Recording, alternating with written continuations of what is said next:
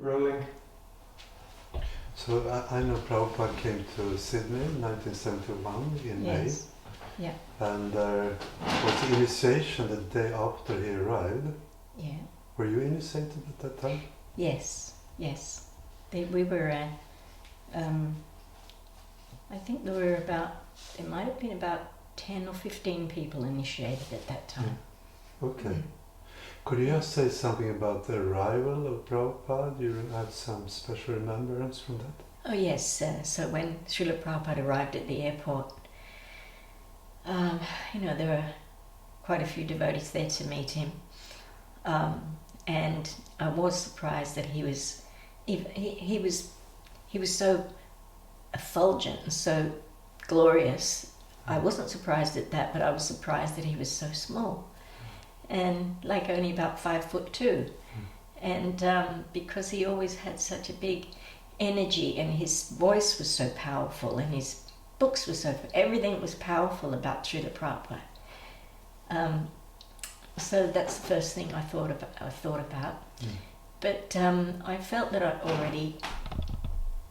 had already met Srila Prabhupada because we had, through his books, through his records. We only had records at that time. We had, I think it was Govinda Mari Purasham. That one we had the prayers to the six Goswamis. I think we had the Radha Krishna album, which was not, of course, by Prabhupada, but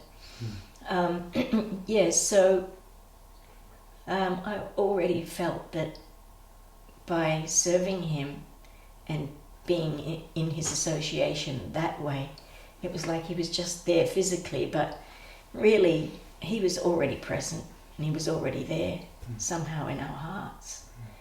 So, but yeah, it was very joyful, of course, arriving at the airport and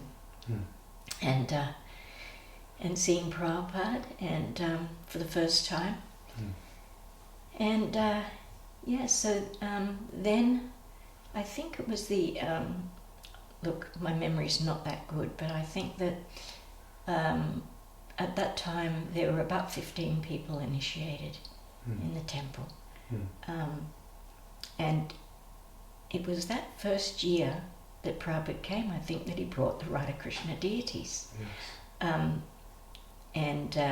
apparently those deities had been, because we moved addresses, we were first in a small temple, a small house in Bondi, and because we'd moved, the deities had been sent to a different address, so they weren't picked up, and then Prabhupada actually brought them personally and carried them personally on the plane. So there were small Radha Krishna deities, about that big, Radha Gopinath. And so that same week, Srila Prabhupada installed Radha Krishna in that first temple, our second temple. Well, it was actually the third temple. Yeah. There was one in King's Cross first, and then there was one in Bondi. But I think the one in Bondi, it was only for maybe 6 months or something like that. And then we moved to the temple in Oxford Street. And that was like a storefront, a 2-story storefront. Yeah. And that's where Prabhupada came. And that's where Prabhupada came to, yes, that time. Was it the first time you saw Bhagavan Prabhu? He came with Prabhupada. Bhagavan Prabhu was already a friend of Ajit, and they used to come to the temple. Before that time, they used to come to the temple because we had pretty much joined together at a similar time. I used to see Ajit and Bhagavan coming and Padmavati for programs and things, and then you were in the temple. I actually moved into the temple before but they were coming quite regularly to hear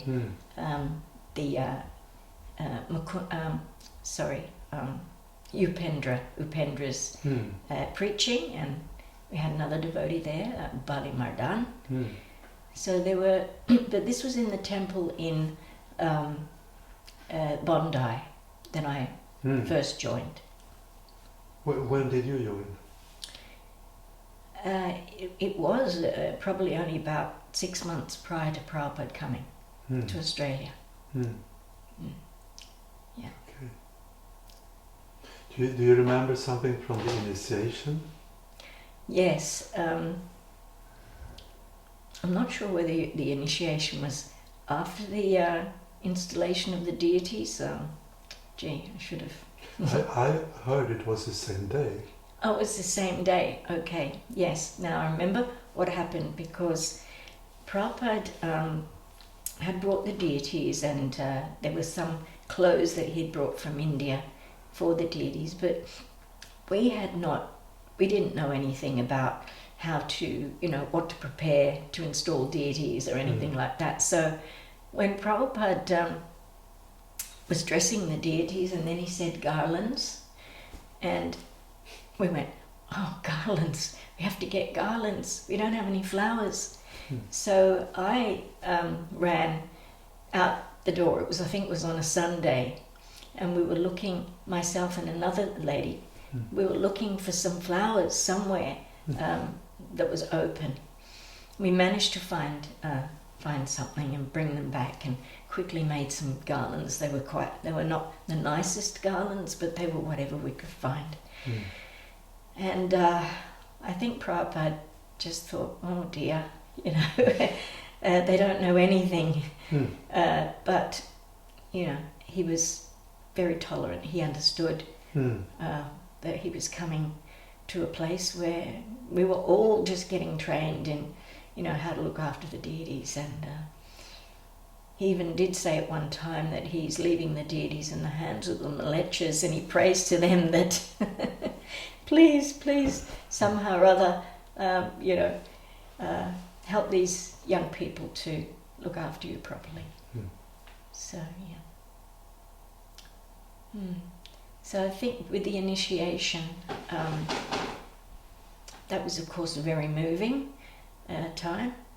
I think Kurma Prabhu, he got initiated at the same time. There was another devotee called Barnaby, I think.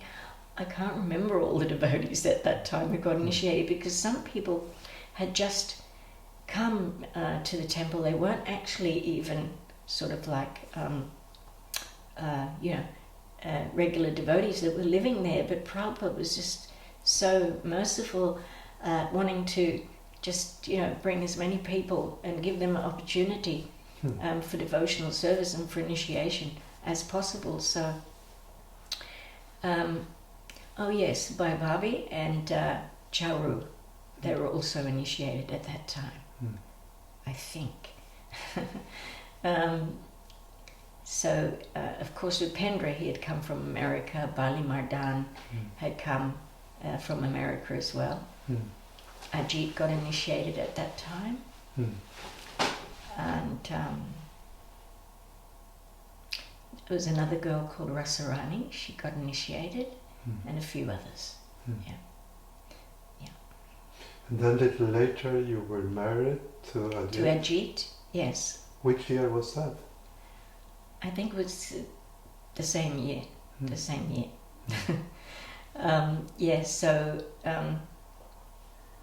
We got married. There weren't too many people to choose from in those days, and because we wanted to become solid in our Krishna consciousness, we accepted the sort of arranged type marriage. But Prabhupada, when he actually gave us instructions to go to Sweden, Prabhupada knew that we were not very compatible, but we were wanting to serve Krishna, and that was our main thing. Yeah. So I read a letter that Ajit sent in on Christmas evening, 72, to Prabhupada, that he expressed a desire to go to Sweden. Yes. And then Prabhupada answered that if you like, you can go immediately, but otherwise I'm coming in the beginning of 73. Yeah. And then I think you met him there. Yes. Could you say Oh, something? to Sweden. Well, just before that, Prabhupada came again to Australia. He came twice. Okay. So the second time,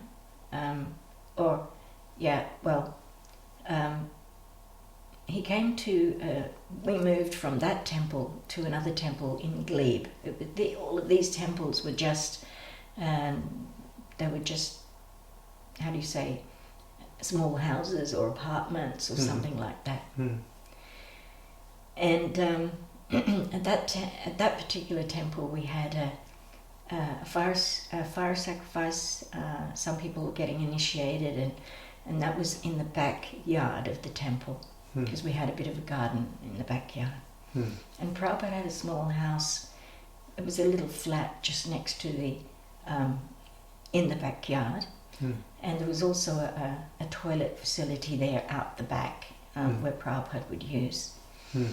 And so it was quite a beautiful festival. That day we had the initiations, and I remember, because I invited my mum and dad to come to the to that initiation ceremony, and they came, and of course they thought it was all very strange and very weird. But when they saw Srila Prabhupada, I remember my mother saying to me, because what had happened is that because Prabhupada's toilet was outside of his little apartment, Prabhupada had to go outside to use the bathroom. So this time Prabhupada had gone to use the bathroom, and before he was going to give a talk out in the back on his Vyasa in the garden. And I saw that someone else had been in there and used that bathroom. So before Srila Prabhupada would actually use it, I got the mop and I cleaned everything and just made it really nice for Prabhupada. And my mother, when I came back and sat down near my mother, she said, "You never picked up a mop or a broom ever in your life. How is it, you're running after this, this Swami, what is it? What has he done?" And so she, on some level, could understand. I think she was a little bit jealous, to tell you the truth. But on some level she could understand that, we had a very deep connection, and with this great saintly person that had made such a big difference in our lives, and so she she was positive, but I think there was that little sort of thing, "Oh well, you never did any of that for me." I saw Srila Prabhupada as my real father. Obviously I had a biological father, and my biological father was okay. He did his best under the circumstances, but I remember as a child asking him about God and trying to read the Bible, and I was even from about 5, and I'd be in the other room in the bedroom, and I'd be reading the Bible, trying to read. I couldn't read, but I was trying to read, and I say, "Dad," he'd be in the other room watching TV, and I'd say, "Dad, what does this mean?" And he'd run in and he'd say, "Oh, it means the," So anyway, keep asking him, "What does it mean?" And after a while he said, "I don't know. How am I supposed to know?" So he couldn't give very much instruction. I mean, they did send us to Sunday school, which on some level was a good thing. We learned a personal understanding of God, within the Christian tradition. But there was so much that was lacking for me, and so he could never give what Srila Prabhupada gave to us. He could never answer any of those questions about who we are, who we really are, what's the purpose of life. You know, he didn't know of obviously himself. So, yeah, the fact that we got our true spiritual father coming, that was the greatest blessing, greatest benediction. Yeah. Could you say something about this meeting you had when Prabhupada came and you were speaking about Sweden before you were going there? Yes, that was a very personal meeting. When was that? I think it was. Look, the dates are.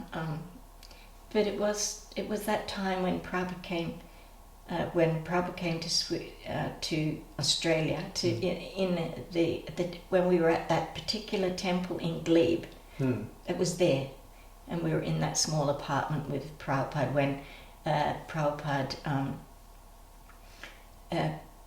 We went in and we asked Srila Prabhupada about Sweden, and we wanted some personal instructions, a bit more detailed personal instructions. So we both came in to see Prabhupada at that time, and he was just sitting there, and he had his behind his desk like this one. He was just sitting there, and we were sitting in front of him, and I didn't say anything, of course. We were just sitting there waiting for Prabhupada to say something, and after it was about 10 minutes, he just sat in total silence. And he was just thinking very deeply. And he looked at me and he said, "Who do you love more, Krishna or your husband?" I was shocked.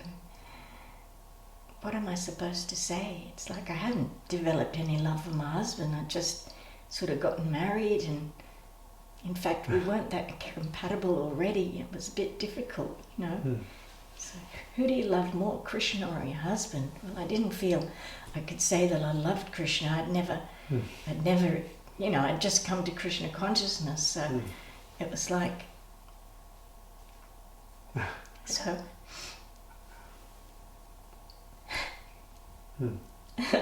Prabhupada always used to bring me to tears. So, what could I say? And then Prabhupada said, "If you go to Sweden on behalf of Chaitanya Mahaprabhu, you'll get all of his blessings." So he understood that it wasn't going to be easy because, you know, we were, in those days, we did what was necessary to move the movement forward and to, you know, to become situated in the right position for that, to be able to serve. So Prabhupada also knew that we needed to have the husband and wife relationship type of thing to keep us solid in our Krishna consciousness. And so he gave us instructions about going to Sweden, and that, you know, he was very encouraging that, you know, Ajit wanted to preach in the university where he'd been in Uppsala, and he wanted to go back there and bring true, you know, philosophy, true Krishna consciousness to Eastern philosophy, because they didn't have any Eastern philosophy there when he and Bhagavan were there, and that's why they travelled to India to find, you know, some philosophy which to them had substance. And that's how they met up with Srila Prabhupada's Bhagavad Gita in India. Before coming to Australia.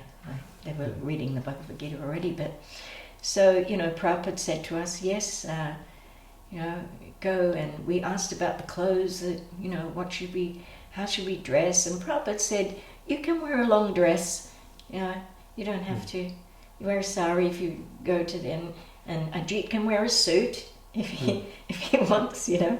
We didn't have to necessarily go in the traditional Vaishnava dress. but we ended up doing that anyway. But sometimes, you know, I would wear a long dress and things like that, but mainly it was the Vaishnav dress. And yeah, so of course Ajit will tell you more about what he remembers of Prabhupada saying to us at that time when you interview him. But that was I think that was the most important thing for me, was that Srila Prabhupada said he actually understood our hearts already. He understood that there was a bit of like tension there already, you know, in the early days of the relationship. So he just said, you know, if you go there to Sweden on behalf of Chaitanya Mahaprabhu, you'll get all of his blessings. So he was telling us, you know, just put all that aside. Put it aside. Just, you know, do your service, and you will be fine. And so that's of course what happened. Yeah. I know you went to Mayapur to.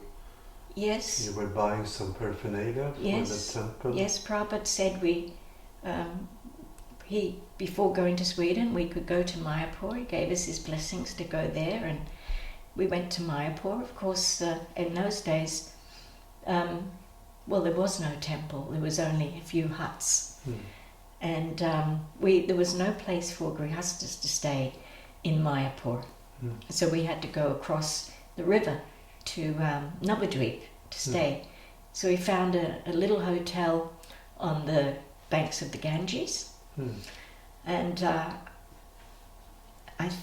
because people had never really seen any white Vaishnavas at that time, and you know, he's having a blonde hair, blue eyes, you know, shaved head, Sika, and I'm also very pale and, you know, in the devotional clothes, and they were just absolutely shocked. And there was nowhere where we could go where we were not, you know, totally have lots of people around staring. Even people were staring through the shutters in our little hotel. You know, they were even looking through the shutters. We tried to close the door to have some privacy, but, you know, somehow or other they were looking through. And yeah, they were so shocked to see, well, where have these, are they Indians, or, you know, where have they come from? You know? And anyway, the ladies there, they would, as soon as I would come out of the door of the little hotel room, they'd want to put, you know, the red kumkum here and the red, you know, kumkum on the hands they do for the Bengali ladies, and the under the feet, and, you know, all the bangles and stuff. They wanted to make me into a real Bengali lady, you know, which was really it's funny. But yeah, so that was very interesting times, because we had to go across on the boat to Mayapur to see Srila Prabhupada. And was Srila Prabhupada was there? No, hang on, he wasn't there. I'm sorry. No, it was to see the other, you know, the older Vaishnavas there. He wasn't there at that time. That's right. So we went there for classes and stuff like that as much as we could. And you bought paraphernalia for... Yeah, and we brought some paraphernalia. We brought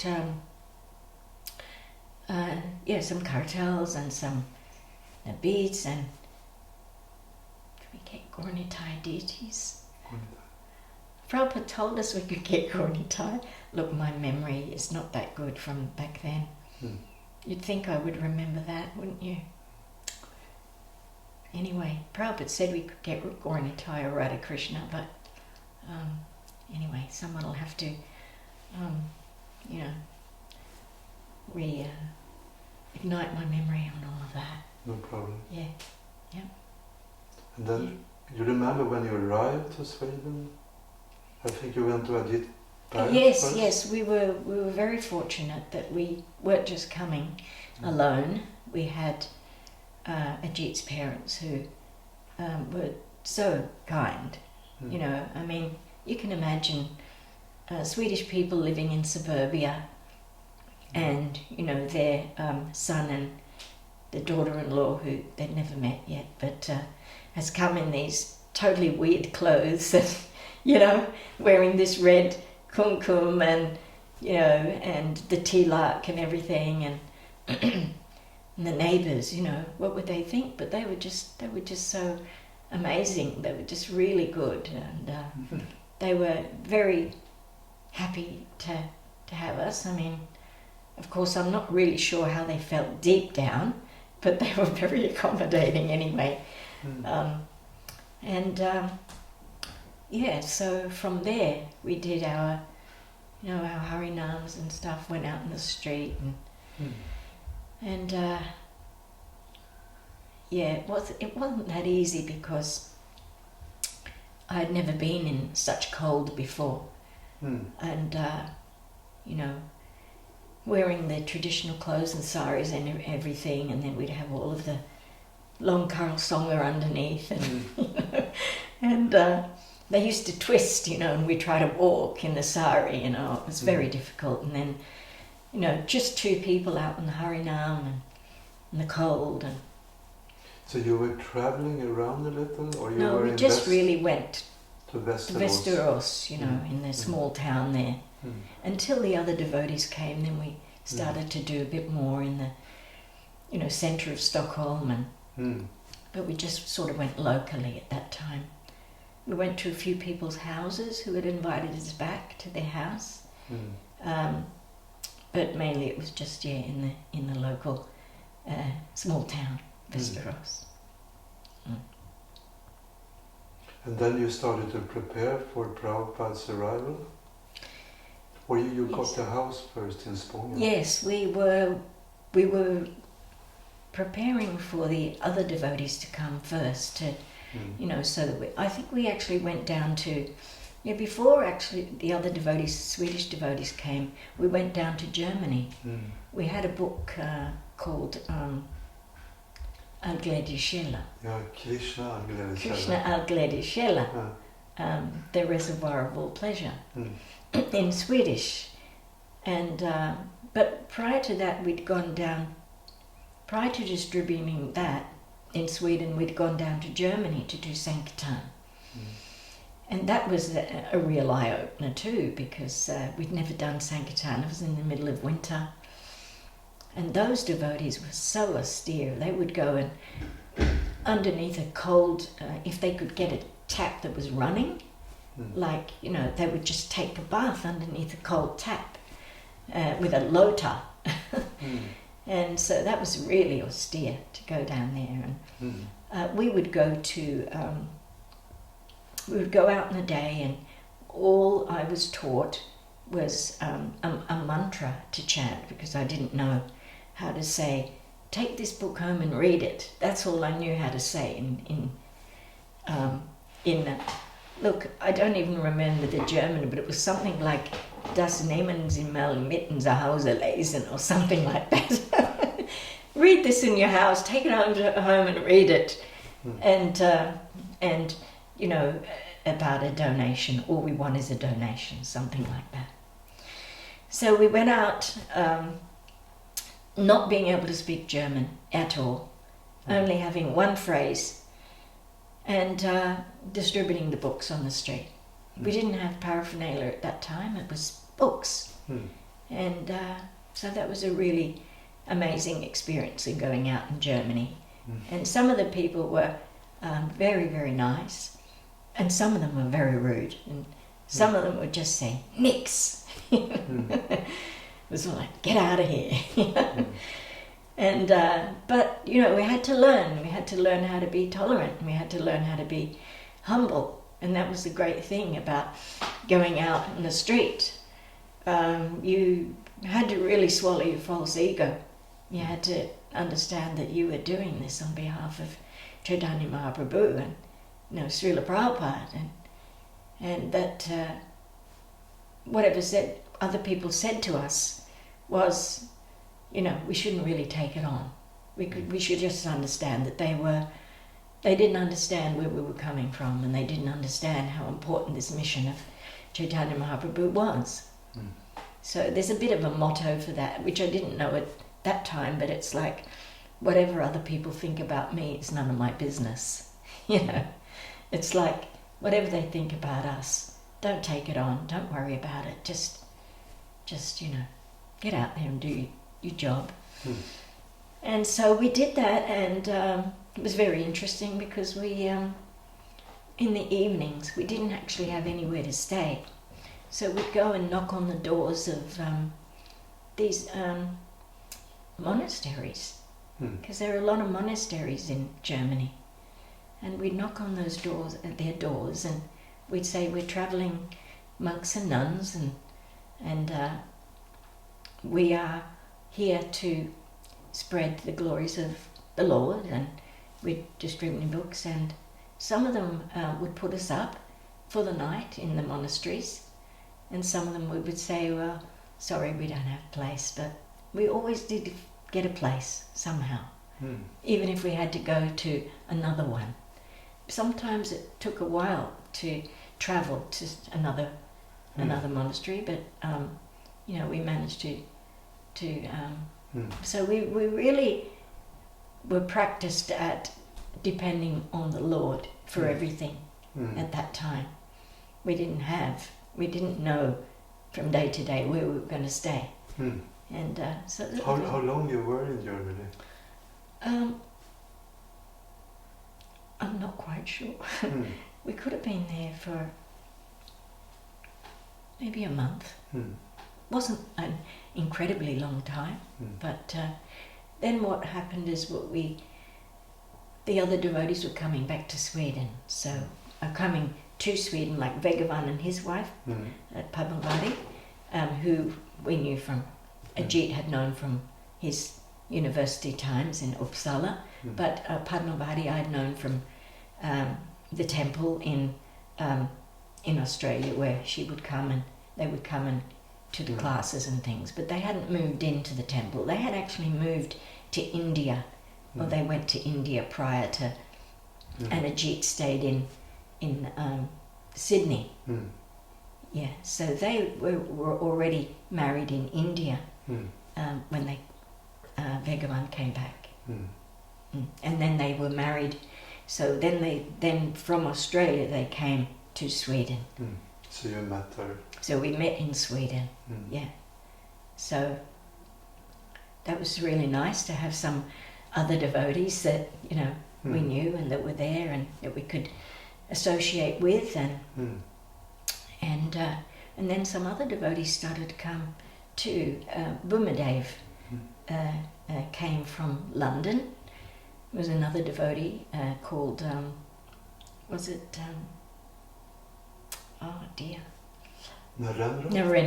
Narendra, a brahmachari. So there were those two brahmacharis that I remember. Dhirashanta, at that time, Dhirashanta was a brahmachari. He also came. And so, yeah, little by little we had a few more devotees come. And we'd go out in the streets, and of course, going out the streets with our small books, the first little book we had, Krishna, the Reservoir of All Pleasure. I think it was from distributing those books that Smita Krishna Maharaj came in contact. I'm not sure, I might be wrong here. Actually, he moved to Germany 71. Oh. Or actually 70, he moved into the temple. So yes. he came with the German devotees to Sweden when Prabhupada came, and then he stayed. Oh, so it was Aristahe that maybe was our first. He came to the program in Uppsala. He came to the program in Uppsala when Srila Prabhupada was there. That was amazing. Yeah. So the first Swedish devotees that we had who were not from Australia, who came there, probably were Aristahe and Smita Krishna Maharaj, I think. So then there were a few more devotees to go out on Harinam and book distribution, and so yeah, we'd go out in Stockholm, and is it Drottninggatan? Is that what the name is? Drottninggatan. We go out there and chant. But again, you know, in the the cold months, I wasn't used to the cold, so it was a bit difficult. But I remember I used to get frozen hands, you know, playing the kartals and stuff. But then you got a house in Spånga and you prepared for Prabhupada's arrival? Yes, we've got a beautiful 2-story, quite a nice, large house in Spånga.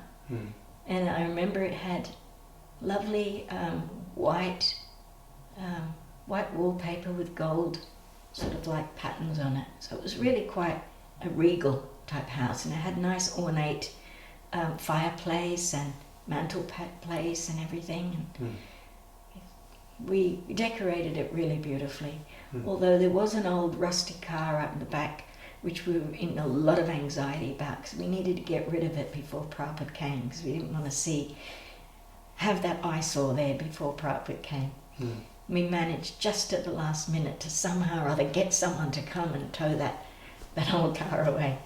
But the temple itself was quite beautiful, the way we decorated it, and of course that was the Prabhupada came in at this September, wasn't it? September, and it was a beautiful time where the apples were all out on the trees and everything.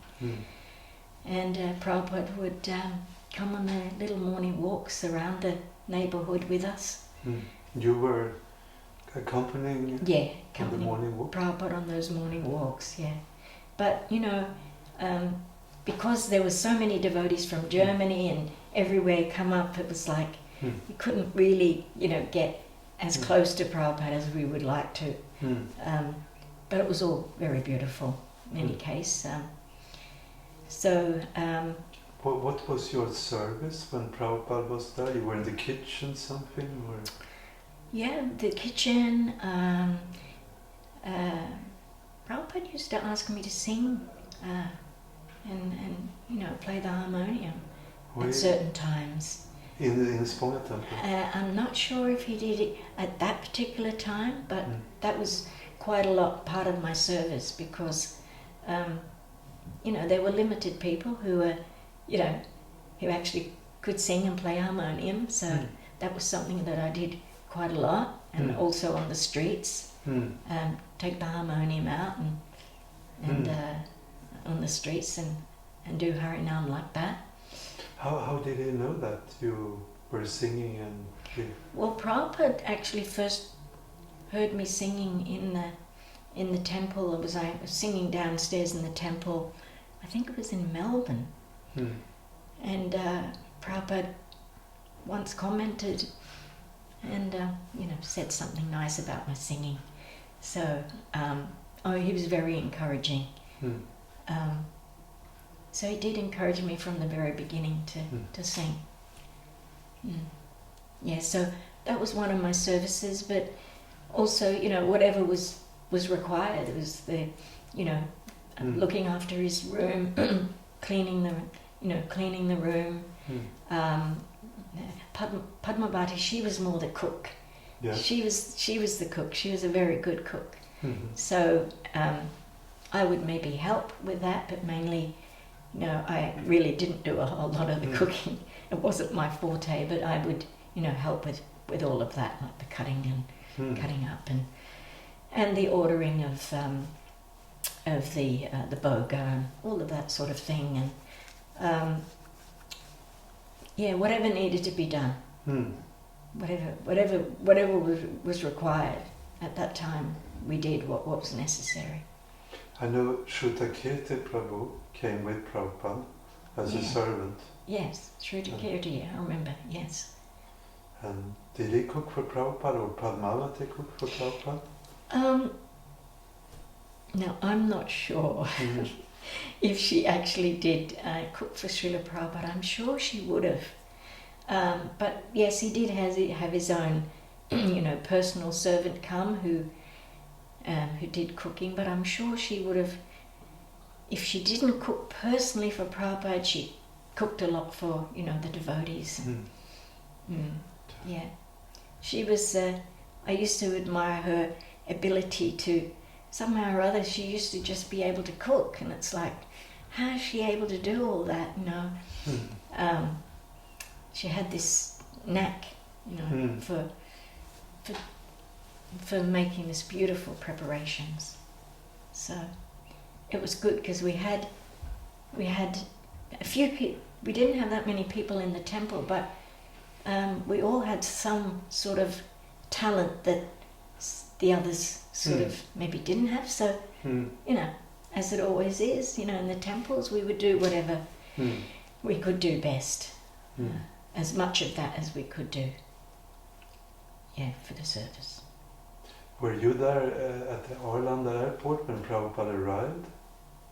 Can you remember that? Oh dear. Oh dear. I'm sure I was there. Look, I'm so sorry. Look, I might have been back just making preparations. Yeah. I'm pretty sure that's what I was doing, staying back in the temple, just making sure everything was set up nicely for Prabhupada. Yeah. So I can't even remember exactly the topics what Prabhupada talked about at that time. Everything was a bit blurry, but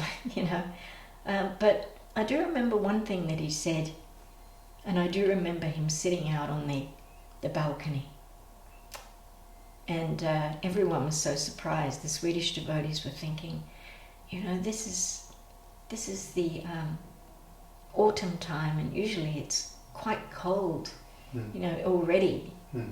And they were saying that this is just absolutely amazing how warm it is. Prabhupada's brought the warmth with him to Sweden, and he's transformed the weather.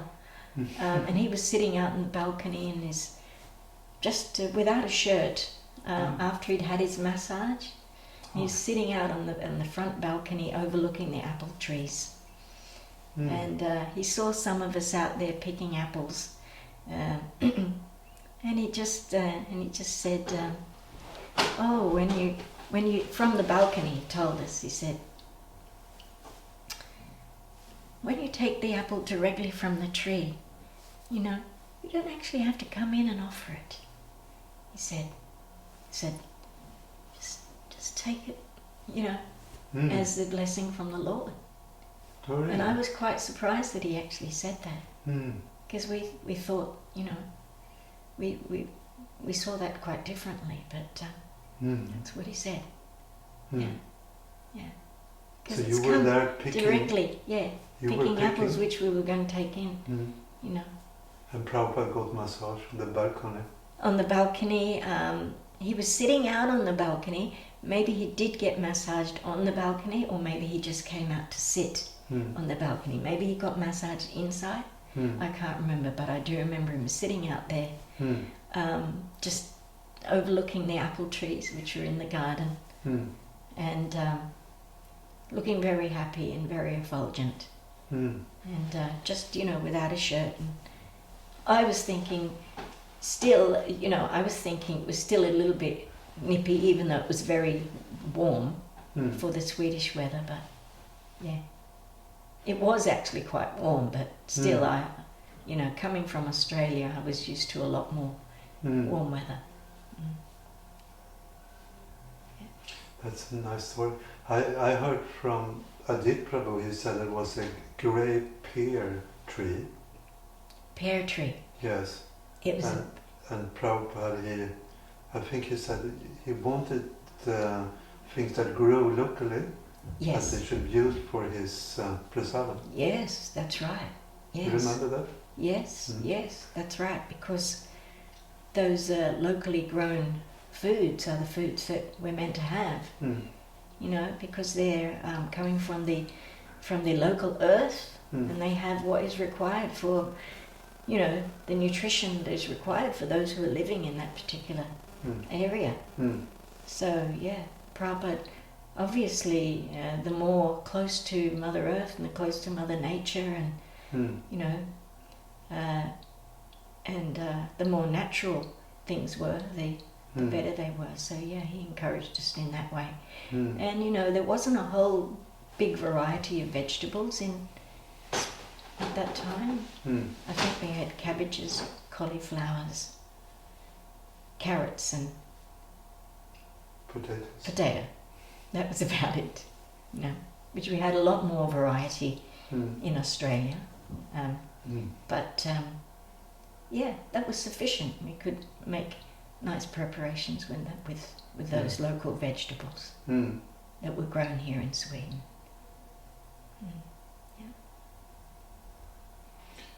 You remember something from the public programs Srila Prabhupada gave?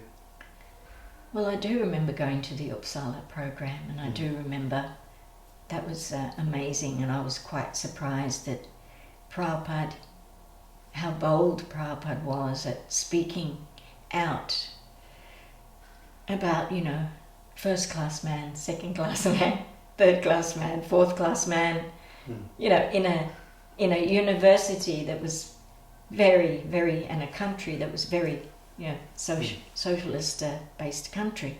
And Prabhupada's talking about the divisions of social divisions, and if it was anybody else, if we had gone, we would probably be thinking, we're going to rub these people up the wrong way. We have to sort of be a lot more cautious in what we're saying and how we're saying.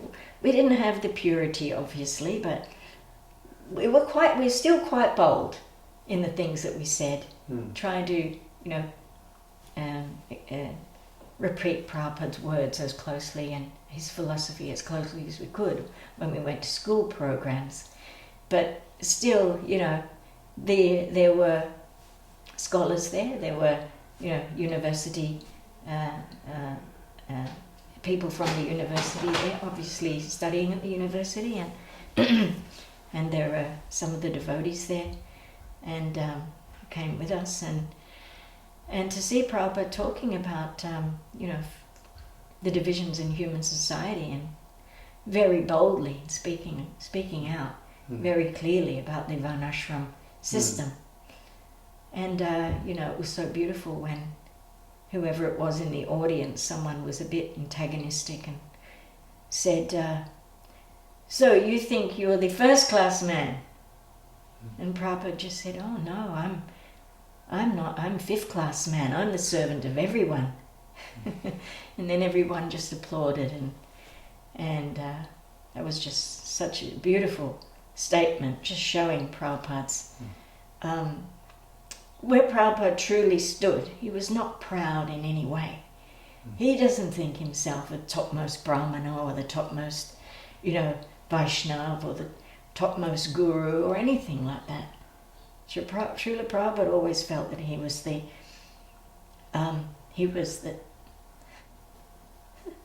sorry again. Yeah, he was the servant. Yeah. That's wonderful.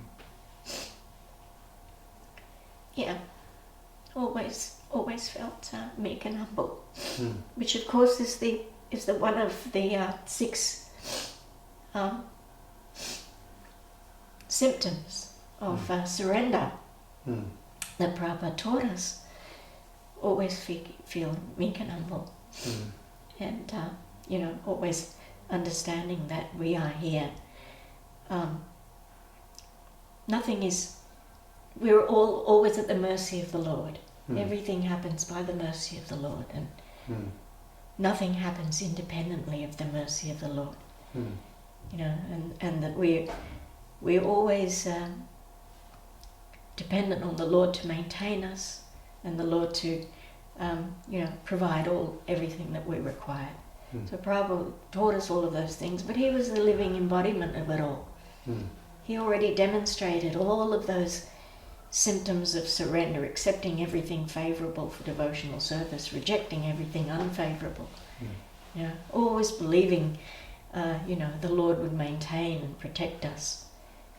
It wasn't just a conceptual for Prabhupada, it was real. It was, everything was, his entire life was totally surrendered to Prabhupada. And that's why somehow or other we were able to, in our own small way, we were able to surrender to such a soul who was surrendered at the deepest levels to his Gurudev and to the Parampara, to the great Vaishnavas in our line of devotion. He was here to carry that current through, and all of the blessings from those Vaishnavas, our great Vaishnavas from Chaitanya Mahaprabhu right through the Goswamis of Vrindavan, and Srila Rupa Goswami's teachings coming down through to Srila Bhaktivinoda Thakur, Srila Bhaktisiddhanta Saraswati Thakur,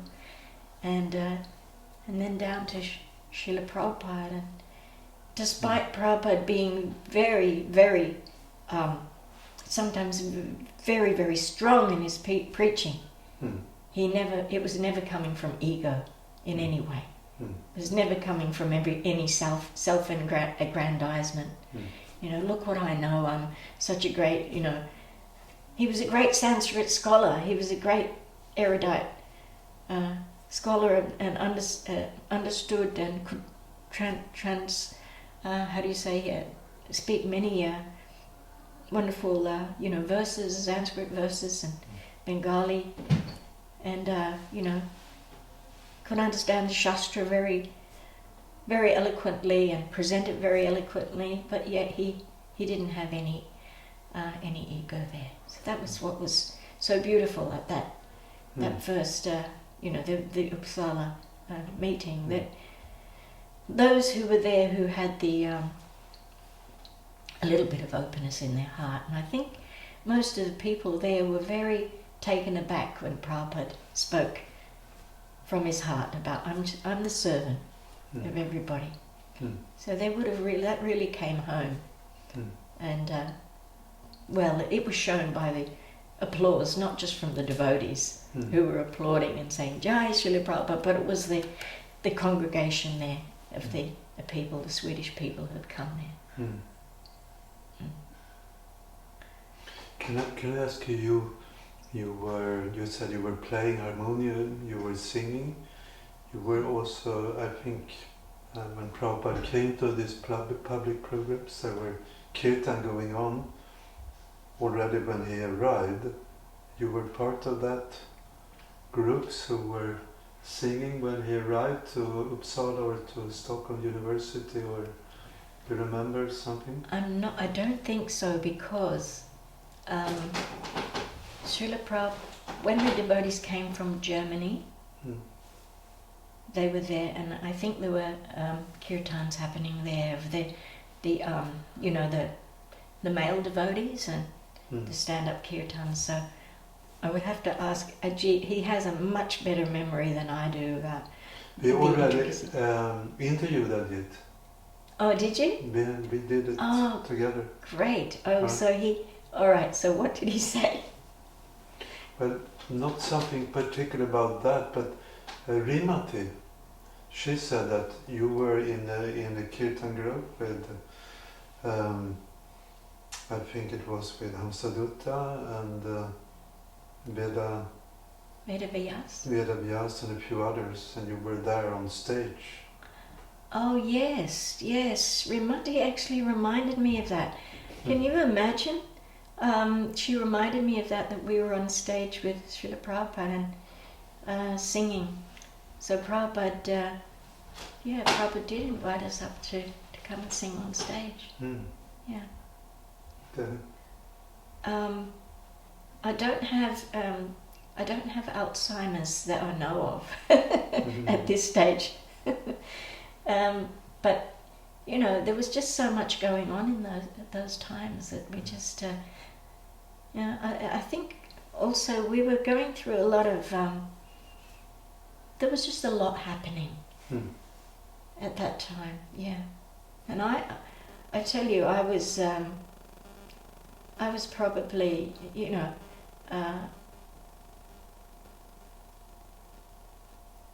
I was sort of kind of in another world, I think, at that stage. So, yeah. And it's also 50 years ago. It's 50 years ago, but, yeah. Do you have any remembrance of when Prabhupada was leaving Sweden? Well, that was very sad, of course, that Prabhupada was leaving. But we were already hopeful that he'd be coming back again, But... you went to the airport to see him off? Yes, went to the airport. I'm sure I went to the airport to see him off, yeah. And again, beautiful kirtans happening, and but more about that I don't remember, because I did go to a few different airports to meet Prabhupada at different times. Okay. So I sort of get them mixed up, what was happening at different ones. Because we went to meet Prabhupada, I think, a couple of times in Australia, and then again in Germany. There was greetings of Prabhupada, so there's a lot of different sort of things happening there, so I'm not quite sure about that. Yeah. There is a group photo of Prabhupada with the devotees outside the Spånga temple. Have you seen that? Yeah, yeah. You have remembrance from when when all you up were... on the stairs and everything. Yeah. I was looking to see if I was in that photo, but I have seen you there. Am I there? I can show you later. Oh, okay. Right, okay. All right, I didn't recognise myself that I was in the photo, but yeah.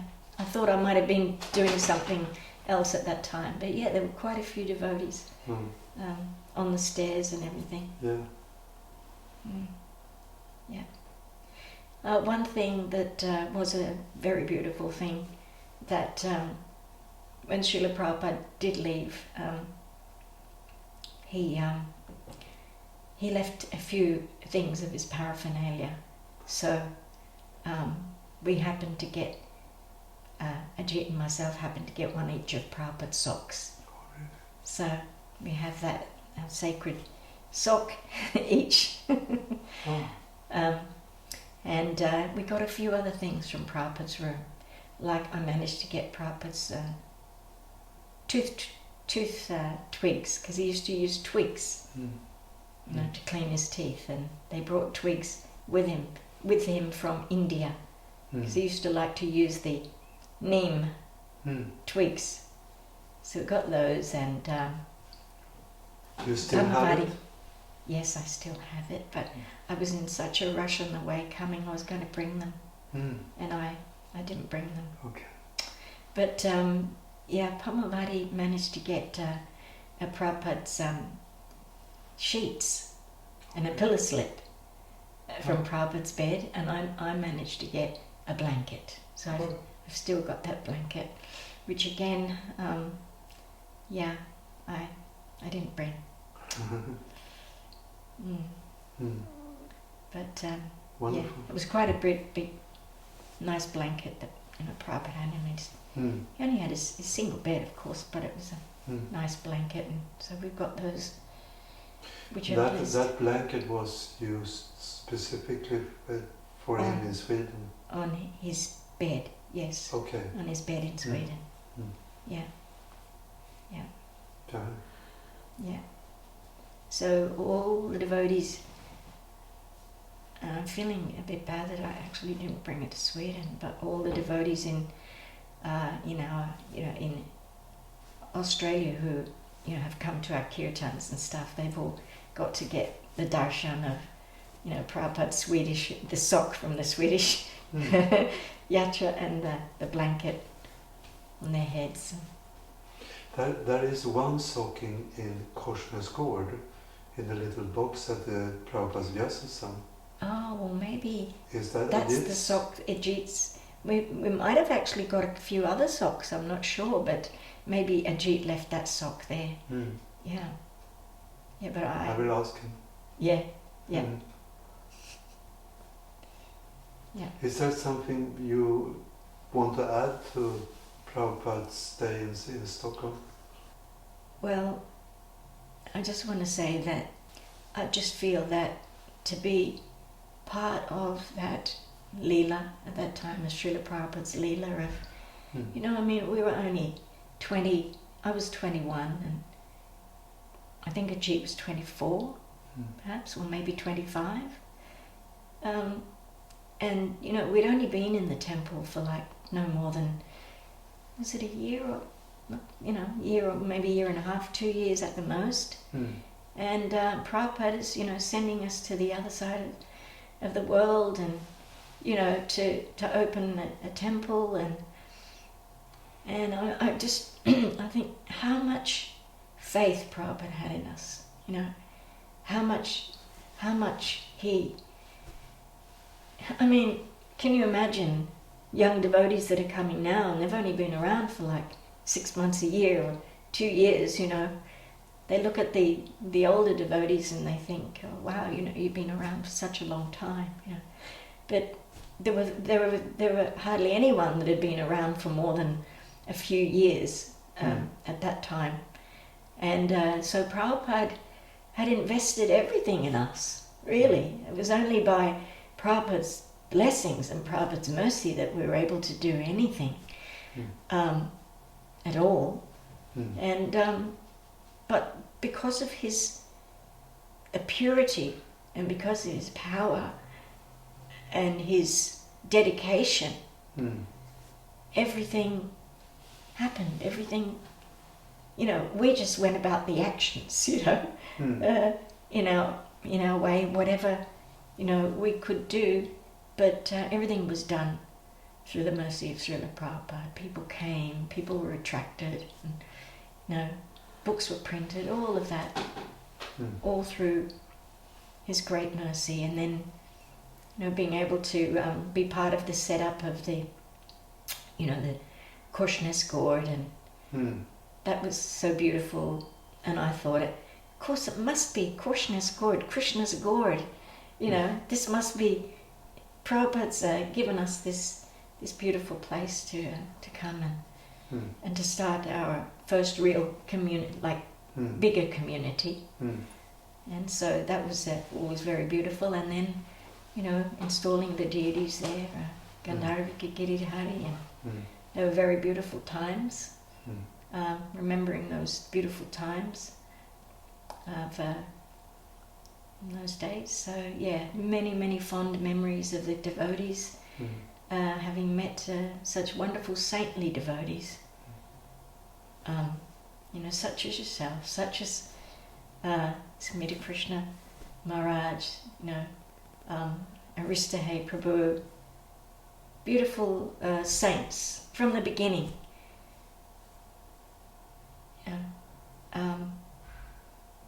I was not a saint at all, never, and still not a saint, but, you know, the devotees that Prabhupada sent us in the beginning were all very saintly people, very gentle, very kind, seemingly already great devotees, you know, when they came. But yeah, so I'm very pleased, very blessed that we got to do that service. And that will be those beautiful memories of Srila Prabhupada will be in my heart, even though in my mind I can't remember all of the details, but it's there, of course, in my heart forever. Yeah. Just one detail, I think it was so interesting when you spoke about this apple. You were picking apples. Yeah. Were you alone then, or you were with someone? I think there might have been another one of us women in the garden. You had a basket, or? Yeah, I think we had a basket and we were collecting some apples, and we were surprised that Prabhupada was speaking to us from the veranda and, you know, telling us that. So that was very interesting. I think I don't think we still didn't sort of just then eat the apple. I think we still took it in, but we were. It was an interesting thing that Prabhupada had said that, taking directly, you know, from the tree. Yeah. Specifically, if you take directly from the tree, then you don't have to offer it. Well, just in gratitude from the tree and knowing that that is the blessing of the Lord, because it's a purity of that, that hasn't been, it hasn't been handled, by a lot of different, people or their energies or people who are in it for the money and, all of that. It's sort of a pure sort of thing coming. And remembering that it's coming, this tree is coming from the Lord. This tree is giving this beautiful fruit for us. To remember the Lord in that way as well. In every way. In fact, we should be remembering the Lord in nature all the time. That all of nature is there. Supporting us in our devotional service, and we should be very grateful to be able to connect with our Mother Earth, and all of the wonderful things that the Lord has provided for us and for our service. Thank you so much. It has been a great honor, pleasure to hear you speak about these things. I'm grateful for.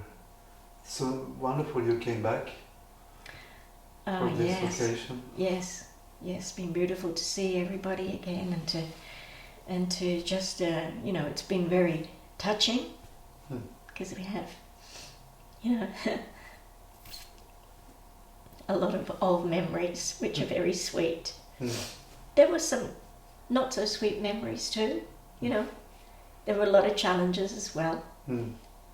But Srila Prabhupada had a lot of many challenges as well. So we're just grateful for everything that happened, the good and the bad. So-called good and bad, it's all good. Thank you so much. Hare Krishna. Hare Krishna. So Prabhupada in Sweden. The main thing I remember when we went to Uppsala, and we heard later it was the most radical left-wing Leninist, Marxist, Maoist, Ho Chi Minhist, anarchist, Bakunin, everything left at that university was known to be a radical leftist university. But Prabhupada didn't know that. And so I was involved, I came there before everybody to organize the seat. There was no, I noticed when he sits on, how is he going to hold his book? So I arranged, I got an orange box and I draped it with some paper, whatever was there. So when I came into the room, Prabhupada was already there, the box was standing like flat on the ground. And Prabhupada was wondering where I put the book. And I came and I was sitting down, and then I crawled towards Prabhupada, and his servant pulled me back. Pulled me back, and then the Prabhupada said, no, let him come. He understood my mind, and he puts the stand upright, the box. Prabhupada puts the books there, and this Prabhupada was able to lecture. So now Prabhupada, he was chanting. Now maybe that this incident, it was right there. That was the incident. Consequently, I sat right beside Srila Prabhupada and had a very good look at what happened. Many people have not seen that. So Prabhupada was chanting, the spectacles down like this, and chanted Jaya Radha Madhava. And so all these people that were there in the university, since they were different radical left wings, like Maoists don't agree with Leninists don't agree with Stalinists, they all have different opinions, but on one thing they all agree: there's only classless society. That's the common denominator of everything communist, next level, whatever it may be. Classless society, the hard piece. And because that's completely anti-establishment, basically speaking. And so Prabhupada chanted, and then he started reading. He took this Bhagavad Gita, and he opened the book and found a verse, and he said, Chatuvana Mahashishtam, Guna Karma Vibhagasa, there are 4 classes of man. And I heard it. People were gasping when he said that, and he kept talking about there's first-class men, brahmana, second-class men, and society has to be divided, otherwise there can't be peace in society. And went on and on and on about the 4 classes of men. And so finally one man stood up, and a student stood up, and he was very upset. He said, Swami, like this, he said, of course you think you're first-class men. Are you first class? Like this, you know? I mean, I was about to get up and knock his teeth out. I was so angry, you know. And Prabhupada said, no. So you completely misunderstand me. He said, I'm not first class, I'm actually 5th class. And there was some awesome silence there for a moment. People never expected that he would say that. And then he said, because, and again there was a silence, and he said, because I'm a servant of everyone. And then I saw that 2 big tears came behind his spectacles all the way, running down his cheeks, you know. Not many people saw that, but I had the facility because I saw it right there. And I thought, yes, Srila Prabhupada, you are first class, more than first class. At the same time, he's the most humble. You know, it was a wonderful experience to see Prabhupada like this, that he was, although he was the topmost man probably on the planet, that he was at the same time so humble, you know, that he didn't think much of himself, really, except that he understood he was a representative of Krishna. And so this was the highlight for me of that whole Swedish enterprise to come to Sweden, to see Prabhupada in this situation. I was also in the room when the Indian ambassador came to see Prabhupada, and I was in the room with Vegavan must be different. I don't remember who was in the room, but Prabhupada was there, and the Indian ambassador said, Swamiji, I have one problem. And Prabhupada said, what is this problem? He said, I cannot live without drinking wine. I have to drink wine. And Prabhupada said, that's easy enough. Okay, let's give it up. All these boys have given it up. No, Swami, it's impossible. I cannot give up drinking wine. And then Prabhupada said, well, that being the case, and when you drink wine, you should think that Krishna has a taste in wine. And I thought that was very revolutionary, how far Prabhupada would stretch, you know, to say that. Because at least he can remember Krishna in this way. Every time he drinks wine, you know, he remembers Krishna. That's the start of Krishna consciousness, no doubt about it. So Prabhupada gave him this extra special, allowance, or whatever the word is in English. You know, gave him that permission, you know, to drink your wine but think of Krishna. That was the other thing. The other thing was that on a morning walk, there was a dog barking. And Srila Prabhupada said, did you hear this dog? And I could understand, this is like a German shepherd. German shepherds have a particular kind of raw kind of in their bark. They're police dogs, you know, they're a rough dog. I understood it was a German shepherd. And we said, yes, Srila Prabhupada. He said, no, he said, Nehru, the Prime Minister of India, he lives here. He took birth as a dog. And so what I knew, in Germany, there are certain dogs named for certain kinds of dog. And the name for a German Shepherd is Nehru. Everybody knows that name in Germany. What's the name of your dog? Nehru. Oh, he must be German Shepherd, you know. That's the number 1 name. So it's interesting that Nehru, he must have heard, Nehru, come over here. It became a dog in Sweden. You know, so that was amazing. Now, how Prabhupada got to that was that his godbrother Srila Swami, he met a big astrologer in Delhi, and they both looked at the chart of Nehru, and they came to the conclusion he's a dog. the astrologer said, not only that is in Sweden, a dog in Sweden. That's where that comes from. And that's the whole story, the background of it. And so that was the other thing, that Srila Prabhupada, the ambassador to Uppsala University, and that Nero became a dog in Sweden. That's all I really remember. I remember when we had this house that Ajit rented. It was, Prabhupada was living there, and I saw how Prabhupada took massage on the balcony. We could see this from there, from in front of the house. White house. Actually quite beautiful house, but not very big, but a beautiful house, good style. That's all I know. I don't remember anything else, unless I'll let you know in the next days if there's something else coming to my mind. I was very awkward. We went to one engagement, we went to one university, and Prabhupada wanted us to take all the pots and pans. We had all, so we walked into this room with something like 10, 12 pots, kitchen pots, I thought it was very odd, and people, the professor also, were looking like this, what's happening now? And Prabhupada started speaking, and they were very comfortable, and in the end they were very happy to eat prasadam. I remember that piece. There was actually 2 programs in Uppsala. First at the Philosophical Institution, and that was scholars, like maybe 15 scholars. Was it at that program? That must be. Yes. Because the other one were all young people.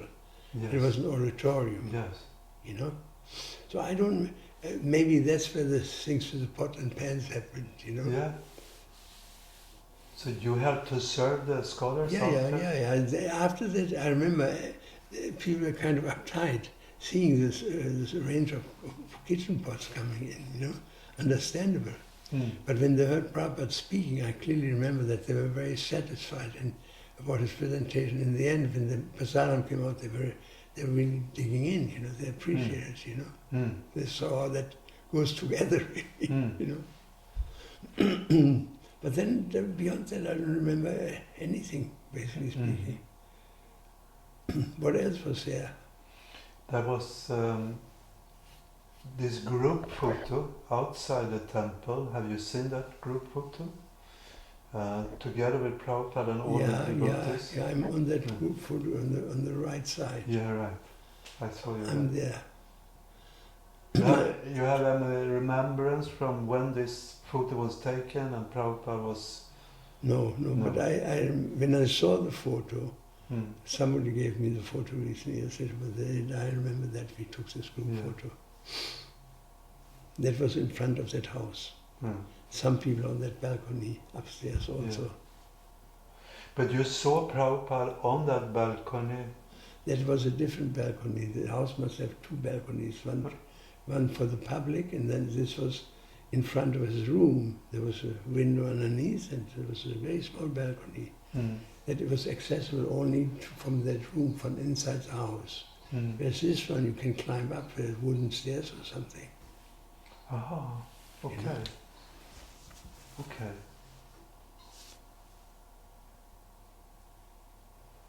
That's all. If you shake me a little bit more, maybe something pops out of my mouth. There was Harinam in Stockholm. You have any remembrance? Yeah. There was a Harinam. There's a picture about it. Yeah. In Stockholm, Harinam. Yes, There's Pradumna. I was there, and Pradumna is on the left side of that picture. If you look at the picture, Pradumna is there, and various kind of rules. I'm there in the middle, kind of seeing street houses on left and right, a row of houses on both sides. It's a famous. I remember that Harinam. But beyond that, anything else? Maybe I can remember. There were 2 public lectures. One, Prabhupada was singing the Chintamani prayers, quite a few verses from Brahma Samhita. And he spoke about the spiritual world. Do you have any remembrance from that? No. Where was it, in Stockholm? Yes. And the other public lecture, he was speaking about Shri Shugurashtakam, the prayers. He was explaining quite a lot about the Guru, position of the Guru. You don't remember? No. I may not have been there, possible.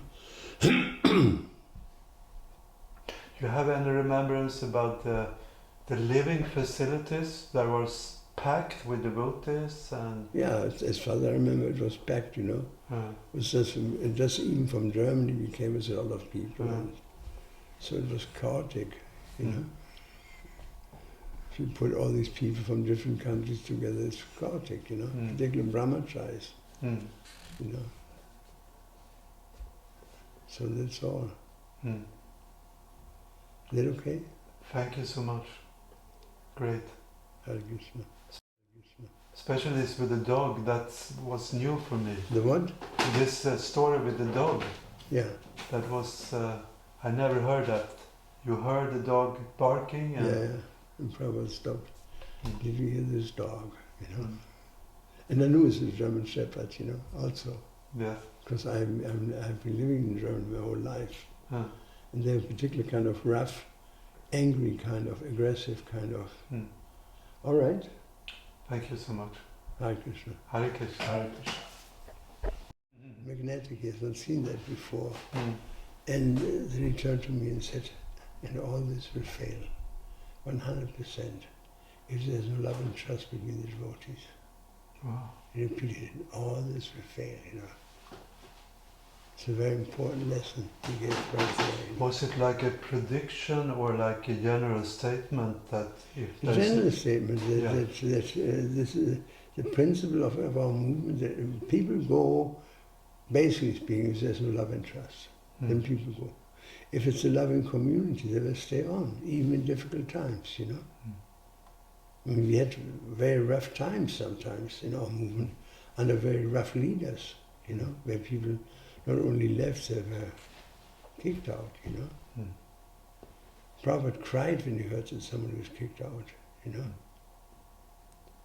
Bhaktisiddhanta came, as another example, he came to a temple, to open a temple, and he inquired about one particular devotee. He said, he was useless. And Prabhupada said, where is he? Bhaktisiddhanta said, well, he kicked him out. He said, I'm not going to install the deities unless you bring him back. He said, bring him back first, look everywhere. And they found him, you know. He was crying, you know, saying, Prabhupada, yeah, I know I'm miserable, but I didn't want to go, and it was too much for me. And then Bhaktisiddhanta said, you stay right here and, you know, keep on working in Krishna consciousness. So it's a fact, you know, this is an important ingredient that keeps families together, love and trust, you know.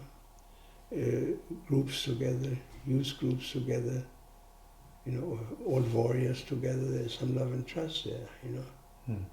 If that's not there, it will integrate. It's just like even in married life, you know, the classical Varnashram Dharma starts with the family, because family is the smallest building block of any society, it's family, the nucleus of everything. So if the family is disturbed, you know, is dysfunctional, then you cannot have Varnashram Dharma. It starts with the family, actually. It's actually very easy to understand. So if the gender roles, father-mother role are not clear, then husband and wife will be fighting, and then kids have no role model, you know. How to be mother, how to be father, you know. I know very much how that works, because I've never heard an argument between my mother and my father. They were completely traditional people, you know, and I knew the value of it. The modern families don't work. Like it's now getting imported in India. The Hollywood style of the family, that the wife is the man in the house, practically speaking, you know. It doesn't work. Not possible. Even in the spiritual world, Radha never says, my dear Krishna, why? I want to have the universe coming out of my pores as well. Why are you staying on the battlefield? What about myself? I want to fight. It doesn't work like that, you know. Everybody has defined roles. You know, it may be difficult, but it's better to do one's own duty, even if imperfectly, than somebody else's duty perfectly. Then you have it. Dangerous, because it's dangerous to follow somebody else's path. So Varnashram Dharma really starts from my observation also, since I live in India a long time now, that families where there are very clear roles to play. They know it. These are roles, to play. They work the best. They work the best, It's an old-fashioned, traditional family model. It works the best. Everything else is chaotic. Then from there, people have no role models. And the whole thing that boys don't know whether they're girls or boys or whatever. The whole thing starts integrating. All the values shifting. Everything is possible now. Once you pull that brick out, the foundation brick. Once you pull that out, the whole society, everything is possible. Makes sense? Yes. Yeah. I mean, we wonder about Varnashram Dharma since years now, but it starts, very thing, it starts right there, the family. It starts with you and me. There's a monk that was buried about 1,000 years ago in England, and he wrote that when I was young, I tried to change the world. Now, when I became older, I thought if I could just change the country. Now, even older, I realized if I could only change my family. Now on my deathbed, I realized if I could only have changed myself, then I would have been able to, my family, maybe even my country, maybe even the whole world. That's really a real nice story, That's the thing. Here's from this philosophical institution in department in Uppsala. Yeah, I think that's where I went there. That's where you serve the Yeah. prasada. Yeah. Because the other one was just an auditorium, Yeah. I remember that, Hansaruta is there. Krishna Das. Krishna does, yeah.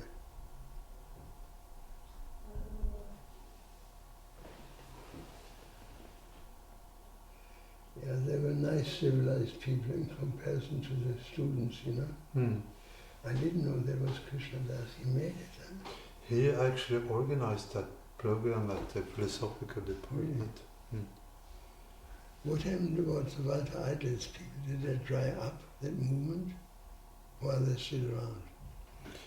There are some still around. But they couldn't stomach ISKCON, isn't it? No. It's not surprising. Not surprising. Here is, you have any remembrance from Guru Puja in Spånga temple? There's Agni Chandra, now Bhakti Baba Swami, this is this Papa, this is Narendra. He became a meat eater. Yeah, I heard that. Not only that, he became a Muslim. Yeah. He became the halal in Dublin. Halal is a priest, Muslim priest, who actually cuts animals. And he came into my room, into our temple, in a restaurant, and he saw me.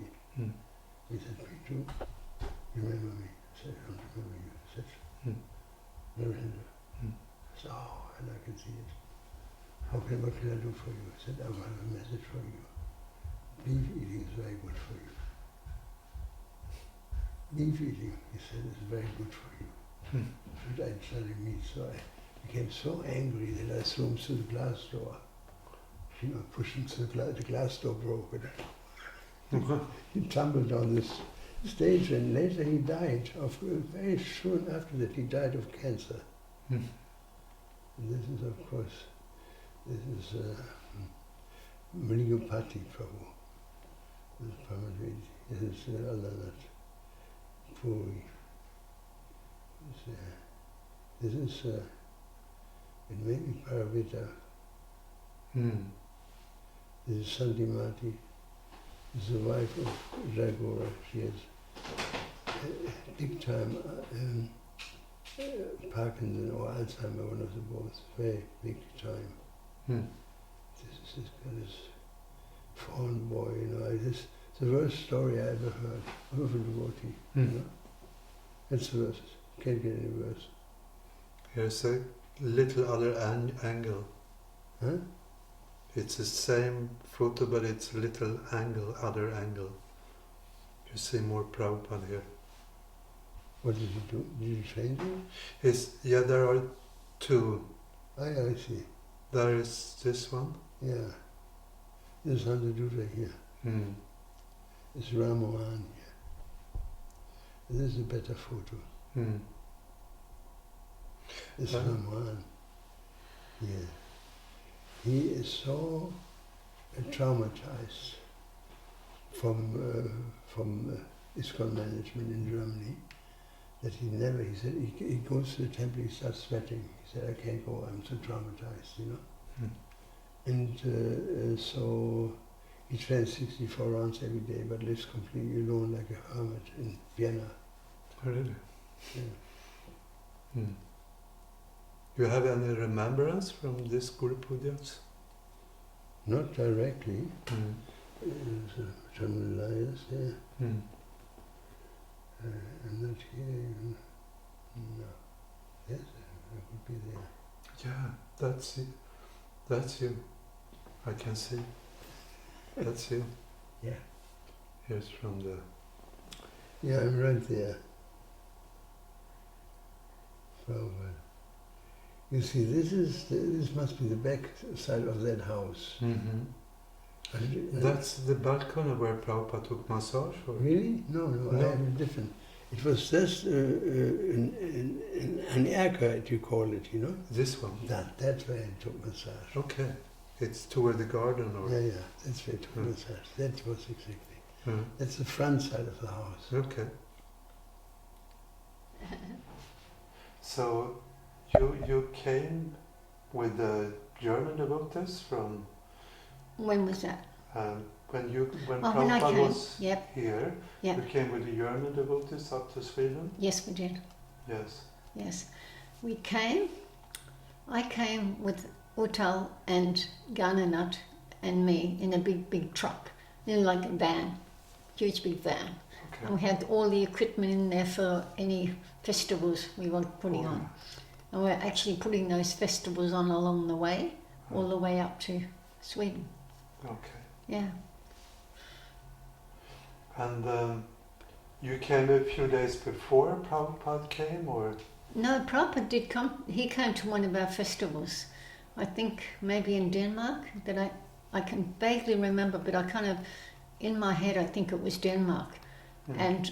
And Prabhupada, because he didn't come to Germany till 74, so this is in 73, and he came to this hall where we were putting on a program, and at that hall I remember distinctly that they took a film of Hamsaduta singing Vandeham. And it's really nice, a nice recording of that. And Prabhupada came in the door and he seen us with the prasadam there, and he goes, very nice, Himavati was there, and Prabhupada had already eaten, so they said, would you like a drink? And he took the drink and he tried it, and he said, oh, this is very nice. And what is it made from? And he said, they said strawberries. He said, real strawberries? And they said, no, Prabhupada. He said, next time you make with real strawberries. Mm-hmm. But it was a nice drink. Yeah, and then he came and gave the class, and we did the program together. Okay. Yeah, I remember that. And then we went from Denmark to Sweden by the ferry, right? Yeah.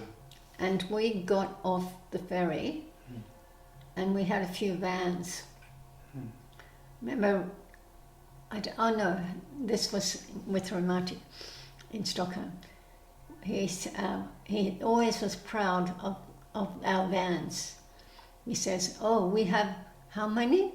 11 vans. And he would say, they were telling him, 5 VW bus. 5.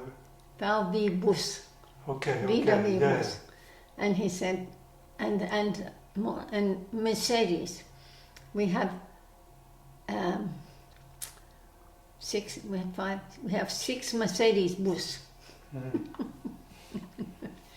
So we went with those buses through the forest, and Smita Krishna Maharaj had, his mother and father had a little cabin in the woods. And so we went and stayed there, and they said, Surabhi, would you like to cook something? And I went into the kitchen, and they bought some butter and semolina. They said, make some halwa. And I found some sultanas, and there were some pears and some slithered almonds, or flaked almonds. And so I made the halwa for the devotees out of that. This was how many years ago? 50. 50 years ago, and I can still remember. Yeah. Yes. It was very nice staying there in the middle of the forest. So you stayed there overnight? Overnight. Yeah. And then we travelled down to Stockholm. Yes. Yeah. To that house. You remember something about your services during that week when Prabhupada was there? Well, we'd go out every day. Okay. Even on Harinam, we'd go on the walk with Srila Prabhupada. There's actually quite a few photos of me on the walk with Srila Prabhupada. Remati's has sent some to me one time. I'll ask her again. And there was a couple of days, or one day, I think it was 2 days actually, that Prabhupada had engagements that we couldn't go to. And we went to Norway and Finland. Yeah, we went to both of them and did some knocking on the doors and giving out some books and that. Okay. Yeah, I remember that. So we planted the seed because now there's centres in Norway and Sweden. Yes. So that's from 1973. We went and planted the seed. Yes. And then we came back and there was some more engagements. Yeah. You remember something from the morning walks with Prabhupada in Stockholm? I remember being almost beside him. I had one of Hansaduda's long bead bags. But I can't remember any of the classes. No, I can't. I can distinctly remember the Uppsala University and the man getting up and saying, when Prabhupada said, first class, second class, third class, and fourth class. And he stood up and he said, and you, what class are you? And Prabhupada put his head down and said, I am first class now. I am servant of all the others. And the man immediately sat down. He couldn't say anything. But seemingly last night I heard there was, after Prabhupada left, there was a bit of a tackle with some of the people that were in the audience because they were the leftist party.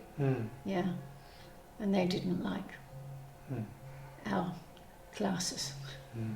So there was a bit of a strong discussions. Even they got very angry. Yeah. I think the devotees had to leave quick out the side door. Yeah. But I can remember very distinctly, because Prabhupada said, if it wasn't for prasadam, none of us will be here. And Padmavati's wonderful bread. Padmavati's wonderful bread. Okay. And so I seen her yesterday and I told her I still can remember that bread that you made. And she said, oh yes, that was a strong, heavy bread. And I said, yeah, I remember that. And she said, I'm not making such a heavy one now. I make round breads for the grandchildren. More lighter. They like it. Okay. Yeah. She made for all the devotees that? All the devotees. We bread. had that strong bread. Yeah, I remember that. I don't remember any other food other. We probably have wonderful food, but I can only remember that bread. Were you helping in the kitchen? Something? Probably more than likely. Because I noticed with that photo out the front, Hemavati's not there, and I don't see myself. And she used to always do that to us, get us in the kitchen, and we'd go, we're going to go out and see Prabhupada. She said, serving Prabhupada means seeing Prabhupada. So many times we were in the kitchen. serving Prabhupada. Mm. Yeah. But I did get to go on a few morning walks, so I can A few morning walks. consider myself fortunate. I think Harinamananda, he was taking all the photos from that time. You remember something from when Prabhupada arrived? There was a arrival address at Arlanda Airport. Were you there? I don't know if we mightn't have made it in time. No. I don't remember anything about that. Yeah. And when he left, do you remember anything from that? Yeah. I remember us travelling on the ferry, coming across and going back again. Yeah. Yeah, but that, no, nothing specific. Just that picture of us all in the temple room and Prabhupada's giving class. Yes. And you can see my nose. Okay. So that's how come I know it was me. Okay. I'm right on this side. Okay. Yeah. No, that's much as I can really remember. I've seen a picture where it looks like a Guru Puja. Have you some remembrance from that? Prabhupada was sitting and all the devotees standing around him and chanting. No, I only remember the class, we're all sitting. No, I've got a good memory, but I can't remember anything more about that. Okay, so... Okay. I'm very sorry I couldn't give you more information. No, it's... every small detail is important. Yes. We just try to add it and... Yes. That's true. Even I got on the Hare Krishna film. You know the one Yadabara? Yes. And even he can't even Yadabara and Vishaka couldn't remember. I'm just a flash, standing there distributing a book, and the man was getting his money out of the pocket and giving it to me. Okay. And when I was in Australia, they'd already seen the film. I said, I overheard them talking. Did you see Mataji on the film? And I said, which Mataji? And they said, you. And so when I went to see the film, I didn't see him. And all of a sudden, it came on like that flash, just like that. See? Okay. So it doesn't matter how much it is, but it's something. Yeah. Yeah. Yeah. So, okay. Thank you so much. Hare Krishna. Hare Krishna. But I'm very happy to be here. Oh, that's wonderful to hear. Yeah. Yeah.